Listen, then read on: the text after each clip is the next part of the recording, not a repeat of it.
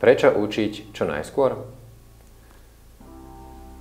Doktor John Medina, molekulárny biológ a autor dvoch zaujímavých titulov Pravidlá mozgu a Pravidlá mozgu dieťaťa, nám píše toto. To, čo robíte behom prvých 5 rokov života dieťaťa, hlboko ovplyvňuje to, ako sa vaše dieťa bude správať v dospelosti. Vieme to preto, lebo sme 40 rokov sledovali 123 detí, tínedžerov a potom dospelých v štúdii HiScope.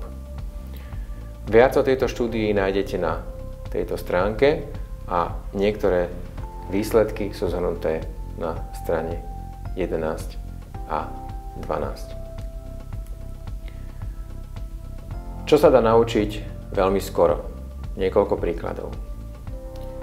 Budovať pocit istoty.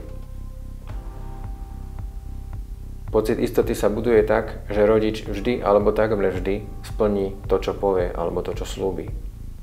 Takisto budovať pocit neistoty. Rodič má opakovane premenlivé rozhodnutia a je pre dieťa nečitateľný. Ďalej vieme budovať pocit strachu. Mnohí z nás to určite poznajú. Rodič opakovane a neprimerane dieťa fyzicky trestá, kritizuje, poukazuje na nedostatky. A vieme budovať aj pocit radosti. Rodič opakovane trávi s dieťaťom príjemné chvíle, kedy má dieťa rodiča iba pre seba, rodič ho pozorne počúva a tieto chvíle s ním prežíva. Ako sa tieto pocity budované počas prvých 5 rokov života dieťaťa premietnú do výučby a riešení problémov? Pocit istoty. Deti sú viac odolné voči záťaži v bežných situáciách a ľahšie sa rozhodujú. Pocit neistoty.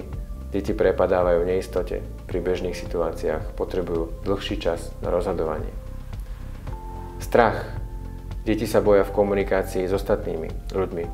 Sú ľahšie zneužiteľné alebo na druhej strane môžu byť agresívne voči ostatným. Pocit radosti. Deti vedia radostne prežiť aj obyčajné chvíle. V ich prežívaní je viac šťastia v porovnaní s ostatnými deťmi. Čo na záver? Prvých 5 rokov života dieťaťa je veľmi dôležitých, pretože majú dopad na celý nasledujúci život jedinca. Veľa pozitívnych návykov viete naštartovať, napríklad učiť deti dokončiť veci do konca, úlohy do konca, ale viete aj veľa pokaziť, napríklad budovať strach. Preto si toto obdobie zasluhuje vašu pozornosť.